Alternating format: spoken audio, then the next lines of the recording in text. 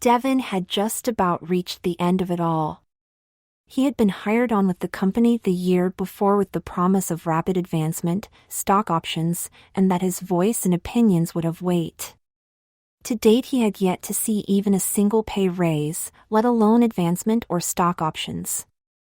In fact, 3 people had been hired and above him, were getting those things, and handing their workloads off onto him as their subordinate. That alone wasn't his main gripe. He was perfectly content to compete for a position. It was the fact that those 3 were, well, honestly, to call them less qualified would be an insult to the phrase. The truth is that all 3 were political hires. They were women, and the company had been short on its quotas of minority employees if it wanted to compete for government contracts. 2 of the 3 did not even have any training or experience in Devin's field. When he had found out that they had each been chosen for their looks, well, that was the last straw. He would have never even found that out if he hadn't been dabbling in his favorite hobby during his lunch break. You see, Devin is what you might call an apprentice wizard. His uncle was teaching him magic. The fact that he was the only son in his family is why he was learning from his mother's brother. His mother had taught him the basics and theories while he was growing up, but each gender had different paths to the mystical powers commonly referred to as magic. Therefore, in order for Devin to learn, he had to be taught by a male, and that left his uncle as the only family member of power near enough to instruct him when he'd finally turned 13 and was ready to enter his training. Now Devin was not at all displeased with learning from his uncle. His mother had told him growing up of how her brother was, very likely, the most powerful wizard known to the council of this day and age. Also, while she admitted that she had very little talent and aptitude for magic, she saw in Devin the same abundance of potential as her brother, if not more. In fact, through his natural abilities, eagerness to learn, and his uncle's gift for teaching, as well as his level of power, Devin was easily 3 planes ahead of nearly all others his age, including those attending the secret college of sorcery in England. But that was a fact, which his uncle hadn't shared with Devin. He wanted to maintain Devin's seemingly insatiable thirst for learning, and not give him a false sense of pride. Even if he was well deserving of it. Devin had been practicing spirit walking. Spirit walking is the skill of sending your mind out to other places to see and observe. Most gifted with an aptitude for magic can spirit walk to some degree, but what Devin was practicing was higher than even his uncle had instructed him in. Those of great talent, power, or who have practiced a great deal, that should read as a great deal, can take it to the next level. Those are they who can spirit walk and still maintain control of their body and interact with their surroundings at the same time. They are in a sense in 2 places at the same time. Now, Devin had been practicing and was only able to manage it when he was intimately familiar with both areas, but even most members of the council hadn't mastered that much. He was practicing by eating his lunch and spirit walking the halls of his work. As he approached one of the senior manager's offices, he overheard 2 of them talking. Man, I tell you, Timmons, I do not regret hiring those 3 broads into the computer lab, even if they knew nothing about any of it. The last 8 contracts we got were because of their looks. All we have to do is get that Mathers kid to do the work and write up the reports, and then have the girls present it, and nearly any customer with an ounce of testosterone in his veins just signs without even thinking twice. And the best part of it all is the fact that because he is having to do most of their work, the whole department is behind and we can keep blaming him and don't have to pay him near what he is worth. Heck, we ought to cut his salary for getting the opportunity to work around those beauties every day. The 2 men erupted into laughter, most of which Devin missed. He was so upset by the whole scene, he finally lost his concentration and his spirit walk ended rather rudely and abruptly. The girls found Devin on the floor of the computer lab when they returned from lunch. I don't know how many of you have ever practiced magic, but to lose control of a spell is rather hard on you, especially an advanced one you haven't even been actually schooled in. Devin was taken to the hospital and held overnight for observation. The doctors were worried as his brain patterns were highly erratic. At midnight, out of nowhere, a man appeared in the room. He placed his hand on Devin's head. After a few moments, Devin's eyes fluttered open. He looked up at the man standing there. "Uncle Mark? Is that you?" Mark chuckled. "You've been experimenting again, haven't you? How many times have I told you to not try new things when we are not together? You're lucky they called your mother as soon as they found you. If they hadn't bothered until you were at the hospital, she would have never gotten a hold of me. You know she can't speak over too great a distance." As it was, I could barely hear her over the noise of the airplane. Another half an hour and I would have been beyond her reach. "You'll be okay now. So, you want to tell MW what disturbed you so much that you lost control of a spell, even one that should be beyond you as of yet."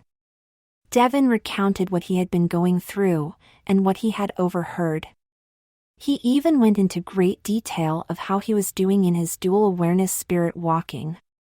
Mark listened intently, only questioning him on a few things in relation to the spirit walking.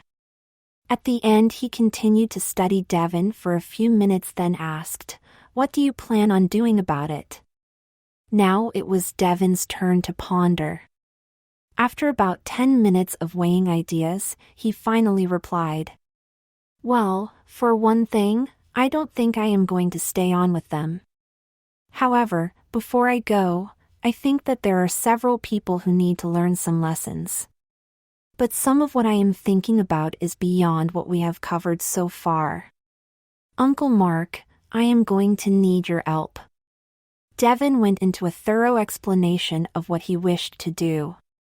At the end of it, his uncle smiled and said, "I have been wondering when your ambition was going to connect with your imagination and kick in. I have been waiting for this for quite some time." He reached into his coat and pulled out a small book. It looked very old, almost ancient. Yet Devin could see the attention that had gone into its care. This book has been handed down from teacher to student since the first warlock put a spell to parchment. This is not a book of spells though. Leave that to the women. There are some spells in here, but mostly it is about how different spheres of magic work.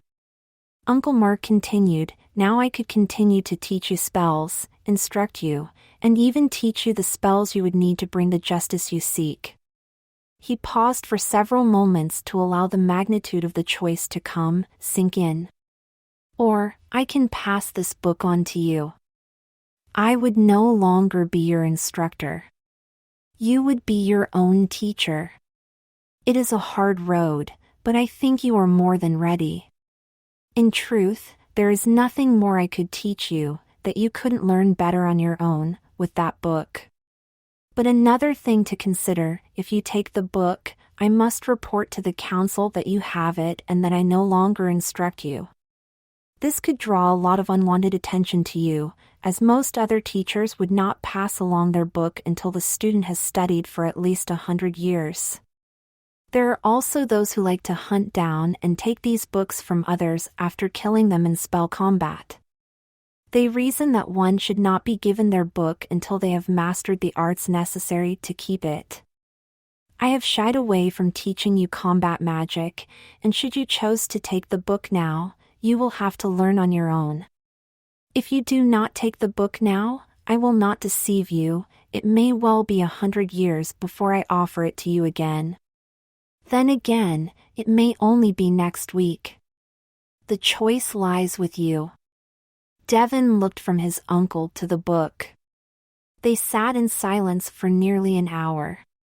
Finally he said, "It is a lot to ask, to choose like this. The matter is heavy and must be weighed. I will give you my answer in a full day's time. Mark smiled. Very good indeed. You ask using traditional form. No other way would have given you a reprieve from choosing of that moment. However, this is a matter that by tradition must be settled in the day it was presented. So, a full day, I cannot give you, but I will return to you for your answer just before midnight falls again. With that he touched Devon's forehead in the teacher's traditional gesture of parting and faded from the room. Devon was released from the hospital in the morning and his parents picked him up and drove him to his apartment. Inside, his mother sat down on his couch and looked over at him. She took his hand in one of hers and held his father's in the other. Mark told me he has offered you the book. I know what it means, as does you, father. We just wanted to say that, whatever you decide, we will be there for you. Devon took them both into a fierce hug. He knew that this might well be more than losing his instructor, but could change his relations with his family as well. They left after that and he was alone with his thoughts. They were long and deep. He didn't move from where he sat at his table until his Uncle Mark appeared in the room at 11:50 p.m. As soon as he did, Devon asked, "If you are no longer my mentor, does that mean I can't ask your advice anymore either?" Mark laughed. Heavens no. You can seek counsel from anyone, including the council, just as you always have. It just means that I will no longer be your teacher. I am hoping that we will continue to be friends though. It is not like you are never allowed to see me again. Then Devon got down to the question that plagued him the most. If I take the book, will I be putting my family in danger? Mark's face grew dark for a moment. That is an issue I didn't think would even cross your mind. But then I guess not having taught you combat magic, you wouldn't know what is entailed. However, it shows a great level of maturity to have and voice such concerns. First, let me tell you just a few things about a magic duel. First off, a witch or wizard must formally challenge anyone if they seek any of their possessions or power. To kill another magic user outside of a formal duel would not only bring down the wrath of the council, but any items of power that person had would become dust upon their death. Also, the murderer would be haunted by their victim's ghost for 3 times their number of years at their death. And to threaten or harm the family of another carries an even higher penalty from the council. Also, another thing. No one may challenge you for 1 year after you receive the book. You will have that grace period to learn combat magic if you so desire. Devon got up from his chair, kneeled before his uncle and said, "For good or ill, I accept your offer, and the responsibility of my own education. I am honored by your belief in me, and hope to honor you with my actions from this day forth." Mark nodded his head and again took the book out of his coat. "You have always made both me and our family proud. It is my honor to present this to you and to no longer call you student, but to now call you peer." He held the book in both hands. He appeared to pull the book apart as he moved his hands away from each other. Then with a flash he held 2 identical books, one in each hand. He offered the one in his right to Devon and placed the one in he left back in his coat. "From now on you are charged with the care and upkeep of your book. Study it well, and in time you too will enter your teachings into it, just as I, and all others before me have." Devon took the book and rose to his feet. He clasped arms with his uncle, no longer using the gestures of master and student, but of fellow wizards. Then his uncle bowed his head to him and disappeared. The next day at work he continued on as if nothing had changed. Everyone expressed their concern, and that they were glad he was back. Being gone 2 days had really backed up his workload. It took him nearly a week to get caught back up to the point that he could turn his full attention to the dispensing of the justice that was due. During that week he'd skimmed through and had become familiar with the contents of the book. Now he turned his attention to designing the spells he would need. It was another 2 weeks of study, refinement and practice before he felt he was ready. He even waited until Friday of the next week, so he would have the whole weekend to reinforce his lessons in humility. Friday seemed to take forever to come, and when it finally arrived, the day seemed to creep by. Following lunch, after confirming that all of the parties he was interested in were back in the building, he cast his first spell. Now, none of the people on his list could leave before he dealt with them. That had been his biggest concern, that he wouldn't be able to get them all at the same time. With that out of the way, he was able to relax a bit until the end of the day. With a little magical eavesdropping, he was able to confirm that each of his targets had come up with some reason to be staying late that evening. He then planted an urge in everyone else in the building to call it an early day. By the time 4:30 rolled around, other than the 2 security guards, there wasn't a single person left in the building. At that point he sealed the entire building and placed an aversion on it so that no one on the outside would want to come in. He then expelled the guards to not notice anything that might be out of the ordinary for the rest of the time that he was there. And things were about to get far from ordinary for those left in the building.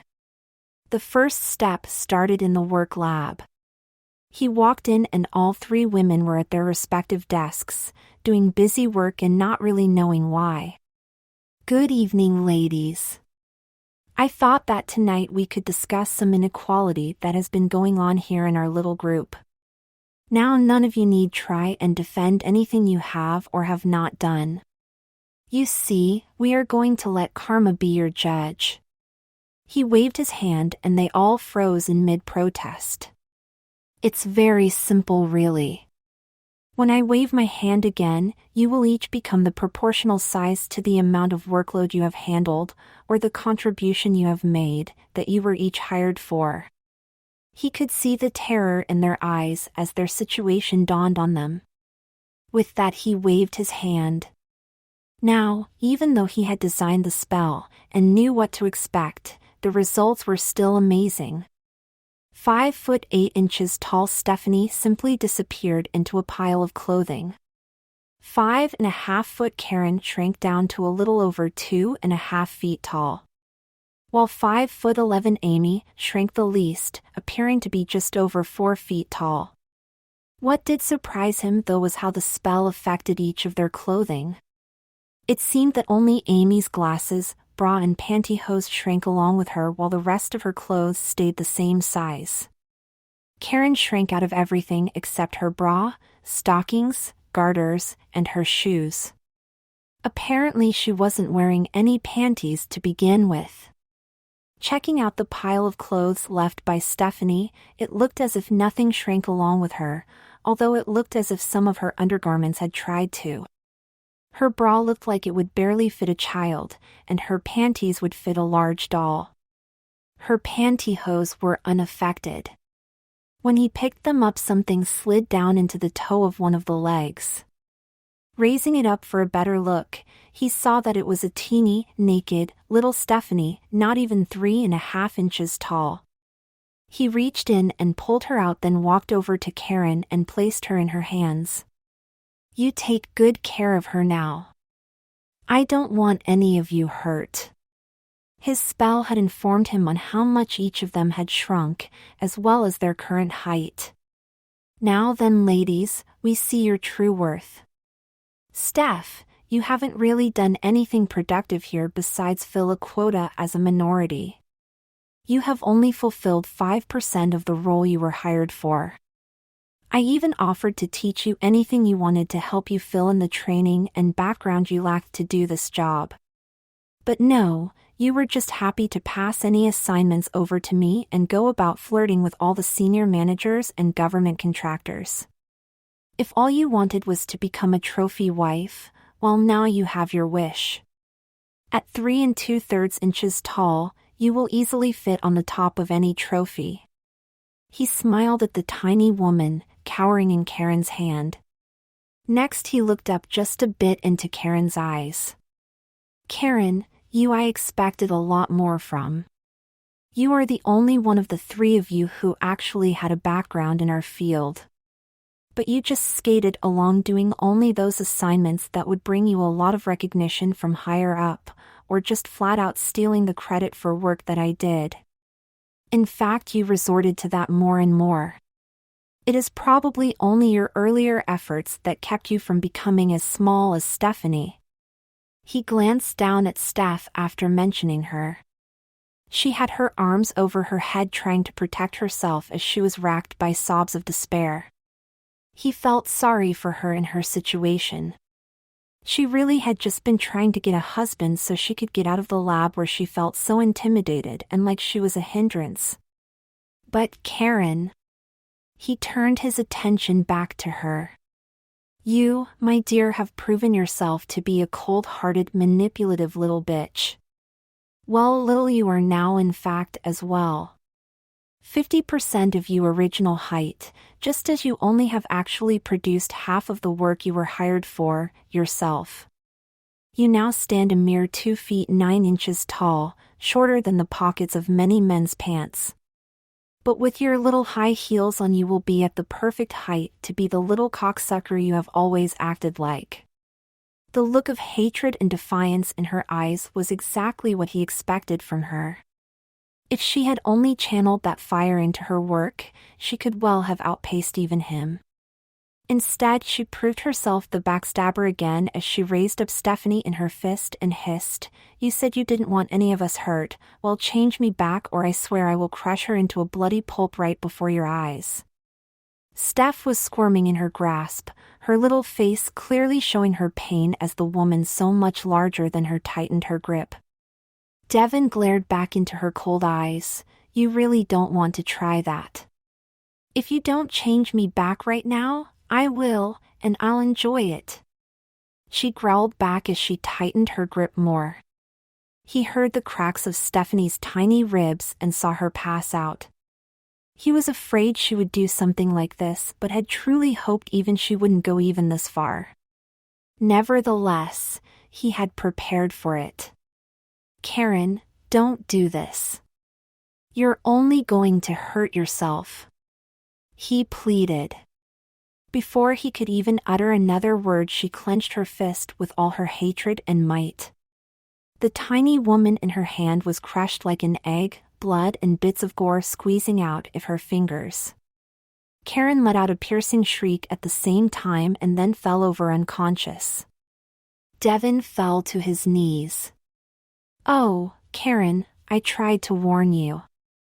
I told you, you would only be hurting yourself." Amy had rushed over to her side. Seeing the crushed remains of Steph's little body in Karen's hand, she grabbed Devin and shook him. "You can do magic. Fix her. It's your fault, now fix Steph." He just looked over at her sadly. "Stephanie doesn't need saving.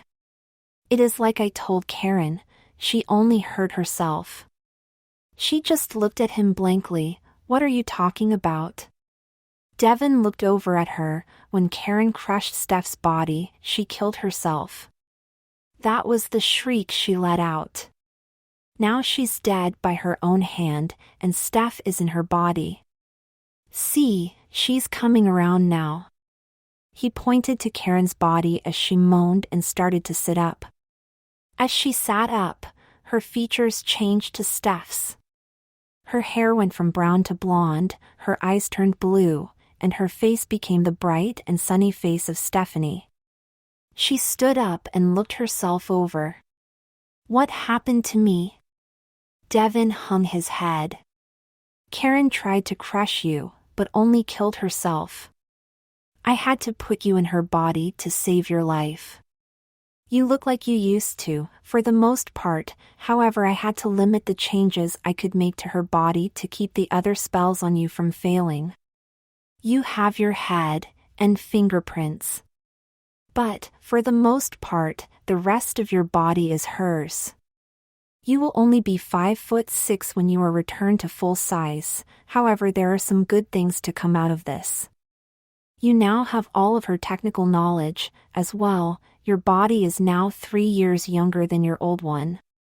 And I don't know how you will feel about your new figure, but if you are unhappy with it, I can change it in 6 months once your magic balance has stabilized. I also put your body in perfect health." She reached up and hefted her new breasts, ones a full cup size larger than her old one, and then felt her waist and rear. Then she smiled. "No. That's okay. I think I'll keep it. After all, I always did think she was blessed with a fantastic body. And now it's mine." Then she stopped and looked at her hand. The one that had been holding her and had tried to kill her, it was clean, no blood or anything. "What happened to my old body?" Devin cocked his head to the side. "Well, you see, that is why I could only change part of you. Your body was so small that there wasn't a lot to merge with Karen's body to change it. Another thing, in order to do that, Karen no longer exists. No one outside of this room will ever remember her. All the work she did is now yours. But to be fair to you, none of anyone's bad impressions of her were passed on to you. They will only react as if it had been you they had dealt with. Your personality probably changed the way a lot of interactions she had went. In fact, I see one right now." As he pointed to her left hand. Now on her hand, there was a gold and diamond wedding ring and a big one too. She looked at it in surprise. "I'm married?" Then the knowledge flooded her brain. She knew who her husband was, or was about to be. She was getting married the next weekend. Amy then looked at Devin. "Well, you've told everyone else their problems and why they are the size they are. What about me?" Devin smiled back at her. "Actually, because of you I almost didn't do this. You barely had any more training than Steph did. Yet as you can see by the fact that you retained 70% of your height, standing now at 4 feet, 1 3/4 inches high, you are a giant among us. You studied and took classes and took on more and more. In fact, when Karen had done less and less, your productivity soared. The first few months you probably would have been down around the size Steph started out, but as is evident by your size now, you have made great strides. I just wanted to tell you how proud I am of you and all that you have done. Your smile and personality have kept me going many times when I was about to toss it all." He had to bend down a bit, but he gave her a hug. He continued, "With Karen gone, I am sorry I set this spell to last the whole weekend. I wish I could just cancel it and return the two of you to normal. However, that could well be the end of Steph. So I guess now we'll just have to see it through. Besides, there is still the main reason I decided to do this. The 3 of you were hired for your looks and not what skills you had to offer. I mean to teach a few senior people some lessons in respect. Some of them are just using you as poster children to parade in front of people to get contracts, and still others want to keep you around simply to ogle at. I think that they deserve to know how it feels. Would you girls like to watch?" They agreed readily. He waved his hands and both of them could now see through Devin's eyes. He had them sit down, because sharing someone else's senses could be extremely disorienting. Then he left and went straight to the conference room, where the last of his intended targets were in a meeting that they just kept extending for no reason that they could think of, but extending it anyway. Devin walked right in and waved his hand, freezing them before they could even respond to his intrusion. Then he walked up to the head of the room and stood there. He commanded all of them to turn and look at him. Once all 7 pairs of eyes were on him, he addressed them. "Gentlemen, you have been found guilty of being sexist. I will not go into the full charges, for I can see in each of your minds that you know what I am talking about. Back in the lab, Amy and Steph were surprised that they were privy to their thoughts as well. Devin continued, I have decided that the punishment should fit the crime, and each of your own consciences shall determine the severity. You shall each be turned into your own ideal office girl, and you will only have those skills you thought she should have. You will only be able to act and dress as you imagined she should. Furthermore, no one here at work will know you as anything other than who you will appear to be. However, each of your spouses will know the entire story. How they chose to deal with you is entirely up to them. You will live this out for the next week, at which point you will return to your present forms. But that is not the end. You will have a month to prove yourselves. If you fail to learn from this lesson, if you continue your actions or practices, after that month, you will return to your office girl self, and as her you shall remain for a year. You will then have another month grace period. If you again fail to learn, and revert to those practices that earned you this fate, at any time for the duration of a year, you will become her again, and as your fantasy office girl you shall remain until the day you die. However, if after the first week you can prove yourself for a full year, the spell will be lifted, and you will never have to worry about becoming your office girl self again. At least by my hands. He waved his hand before the group of men before him, and they all wavered like grass in the wind. When the wavering stopped, he was before a group of 7 women of varying types. 3 looked like absolute tramps, yet 2 looked like very elegant professional young women. Except for the ultra-short skirt of one of them. The other, Devin noted, had been Dave Fritz, the executive vice president of their company. At least he appeared to have some respect for women. That is until he got a glimpse inside his head and saw the list of skills he had cursed himself with. True, he had a vast array of office skills, but it was the hoard of sexual skills and tricks and the craving to be dominated that shocked Devin. Boy, is his wife going to have a heyday with him when he gets home, he thought.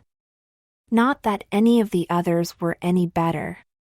Devin then cast forth the final part of the spell, which gave their wives full knowledge of what he had done to them and all the stipulations, as well as just what their husbands had done to their own minds. With a final wave of his hand, Devin dismissed a lot of them. They all got up, left the room and headed home. Then Devin walked back to the lab and ended the spell that linked his senses to the girls, who were both laughing so hard that they had fallen out of their seats. Once they gained control of themselves, Devin addressed them, well, now I have to figure out what to do with you two now. Steph, you will be easy, as your new fiancé is still waiting out in the parking lot for you. However, I want to ask you, do you feel all right going home with him for the weekend at this size? After all, you won't return to full height until Monday morning at 6:30.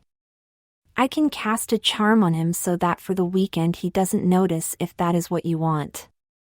She thought about it, then giggled, saying, actually, it kind of sounds like fun.